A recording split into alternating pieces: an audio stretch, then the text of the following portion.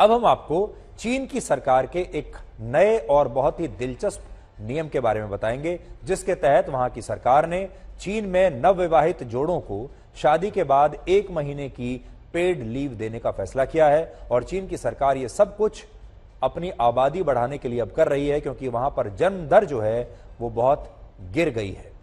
चीन की सरकार ये नई पॉलिसी लेकर आई है, जिसमें कहा गया है कि वहां शादी करने वाले लोगों को अब से 30 दिन की एक्स्ट्रा पेड लीव दी जाएगी। और महत्वपूर्ण बात यह है कि चीन के कई राज्यों में यह योजना तत्काल प्रभाव से लागू भी हो गई है। इससे पहले चीन में नवविवाहित जोड़ों को सिर्फ 3 दिन की पेड लीव मिलती थी, लेकिन अब चीन की सरकार चाहती है कि वहां ज्यादा से ज्यादा लोग शादी करें और फिर जल्दी से जल्दी बच्चे भी पैदा करें, क्योंकि चीन की आबादी में बूढ़े लोगों की संख्या बहुत बढ़ रही है और वहां जन्म दर तेजी से घट रही है। और इसी वजह से पहले चीन ने वर्ष 2016 में अपने देश में 1 चाइल्ड पॉलिसी समाप्त की, फिर वो 2nd चाइल्ड और 3rd चाइल्ड पॉलिसी लाया, और अब वो इस तरह के इनिशिएटिव्स देकर लोगों को शादी के लिए प्रोत्साहित कर रहा है। हालांकि ये इस तरह का इकलौता इंसेंटिव नहीं है। तो किसी भी देश में जो बदलाव आता है, पहले आप ये समझिए, कुछ वर्षों पहले तक चीन में ये कानून था, बड़ा सख्त कानून था कि आप 1 बच्चे से ज्यादा पैदा नहीं कर सकते। इसलिए वहां के लोगों ने 1 बच्चा पैदा करना शुरू कर दिया। फिर चीन की सरकार को लगा कि उनकी आबादी घट रही है, रुक गई है, जन्म दर बहुत गिर गया है, बूढ़े लोगों की संख्या बढ़ रही है, नए बच्चे पैदा नहीं हो रहे।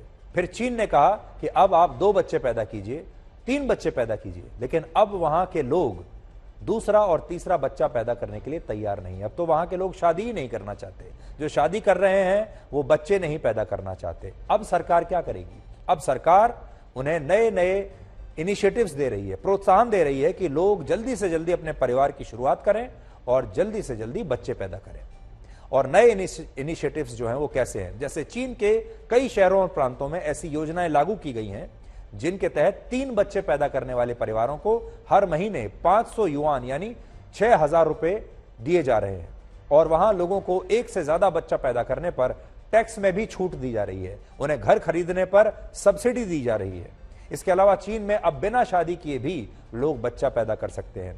चीन के सिचुआन नाम के एक प्रांत में 15 फरवरी से नया नियम लागू हुआ, जिसके तहत अब जो लोग शादीशुदा नहीं भी हैं वो भी बच्चे पैदा कर सकते हैं। और बच्चों की संख्या को लेकर भी सरकार की तरफ से अब कोई सीमा तय नहीं की गई है। आप 1 बच्चा कीजिए, 2 कीजिए, 3 कीजिए, 4, 5, जितने चाहे बच्चा आप पैदा कर सकते हैं। चीन को यह सब इसलिए करना पड़ रहा है क्योंकि चीन की आबादी तेजी से घट रही है और अब वो बूढ़ों का देश बनता जा रहा है। पिछले कुछ वर्षों में चीन की जनसंख्या तेजी से कम हुई है। वर्ष 2021 में चीन की कुल आबादी 141 करोड़ 26 लाख थी, जो 2022 में कम होकर 141 करोड़ 17 लाख 50 हजार रह गई। यानी 1 साल में चीन की आबादी 8.5 लाख कम हो गई, और चीन के लिए यह चिंता की बात है। महत्वपूर्ण बात यह है कि चीन में मृत्यु दर के मुकाबले जन्म दर कम हो गई है, और ऐसा 61 वर्षों के बाद हुआ है। वर्ष 2022 में चीन में 1 करोड़ 4 लाख से ज्यादा लोगों की मौत हुई, और इसी साल 95 लाख 56 हजार बच्चों ने जन्म लिया। और इस तरह मरने वाले लोगों में और जन्म लेने वाले बच्चों में लगभग 8.5 लाख का अंतर रहा। यानी ज्यादा लोग मर रहे हैं और कम लोग पैदा हो रहे हैं, और इतनी आबादी, इसीलिए चीन की आबादी कम हो गई। अभी चीन में प्रति 1000 लोगों पर 7.37 लोगों की मृत्यु हो रही है, जबकि प्रति 1000 लोगों पर जन्म लेने वाले बच्चों की संख्या 6.77 है। इसका कारण यह है कि चीन की सरकार ने 1 चाइल्ड पॉलिसी को बहुत सख्ती से लागू किया था, और महिलाएं 1 से ज्यादा बच्चों को जन्म नहीं दे सकती थी। लेकिन इसके बाद जब चीन में जन्म दर तेजी से कम होने लगी, तो चीन ने वर्ष 2015 में, यानी पूरे 36 वर्षों के बाद, इस 1 चाइल्ड पॉलिसी को समाप्त करके 2nd चाइल्ड पॉलिसी को लागू किया, और फिर 2021 में इसे भी बदलकर 3rd चाइल्ड पॉलिसी भी लागू कर दी। यानी अब तीसरा बच्चा भी आप पैदा कर सकते हैं। लेकिन यह फैसला लेने में चीन की सरकार ने बहुत देर कर दी। आज चीन में शादीशुदा लोग और कपल्स 1 बच्चा भी पैदा नहीं करना चाहते, और इसका कारण है कि वहां पर महंगाई बहुत ज्यादा है, और बच्चों का पालन पोषण करना माता पिता के लिए बहुत मुश्किल काम हो रहा है, क्योंकि वहां माता पिता दोनों काम करते हैं। दोनों काम नहीं करेंगे तो बहुत संघर्ष करना पड़ेगा, अपना गुजारा नहीं कर पाएंगे, और दोनों काम में इतने व्यस्त रहते हैं कि इंस्टॉलमेंट के नीचे इतने दबे हुए हैं कि अब उनके पास बच्चा पैदा करने का या बच्चों को बड़ा करने का समय ही नहीं है। ये एक लायबिलिटी है और इसके लिए चीन को अब ऐसे नियम लाने पड़ रहे हैं जो लोगों को बच्चे पैदा करने के लिए प्रोत्साहित कर सकें। चीन के अलावा जापान और दक्षिण कोरिया जैसे देशों में भी लोगों को ज्यादा बच्चा पैदा करने पर इंसेंटिव्स दिए जा रहे हैं क्योंकि ये देश भी बूढ़े हो रहे हैं।